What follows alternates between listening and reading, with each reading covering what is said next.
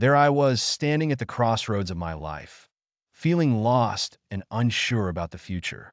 It was just another mundane Monday as I trudged down the usual path to my office, the city bustling around me in its typical frenzy.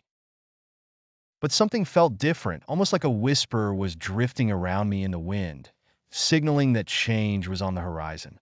As I reached the subway entrance, I bumped into an old man with an infectious smile. He tipped his hat and handed me a card. "For some sunshine when you need it," he said, then vanished into the morning crowd. I slipped the card into my pocket, thinking nothing of it. The day unfolded with the typical monotony of meetings and emails until my lunch break when I pulled out the card. "Take a detour," it read, with an address scribbled underneath. My curiosity piqued. I decided to embrace spontaneity. After all, what harm could it do to skip one boring afternoon at the office? Following the address, I found myself in a quaint neighborhood I had never explored before.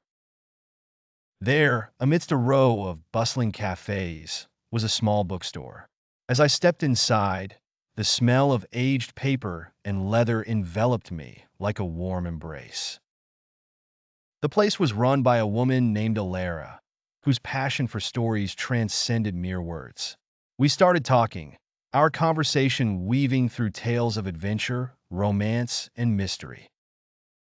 Elara spoke with a conviction that rekindled a love for storytelling I had almost forgotten within myself. While I browsed, I stumbled upon a dusty, old manuscript tucked away in a corner. "Take it," Elara insisted. "Some stories find you when you need them." Her words lingered in my thoughts as I walked out, the manuscript clutched tightly in my hand. On the subway ride home, I began reading the manuscript.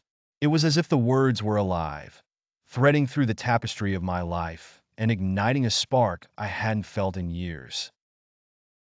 By evening, I realized this day wasn't just a diversion, it was a catalyst. The encounter with the old man, the detour to the bookstore, Elara, and the manuscript had awoken a passion for writing within me. That night, under the soft glow of my lamp, I decided to write my own story. The monotonous path I had been following began to unravel into vibrant possibilities.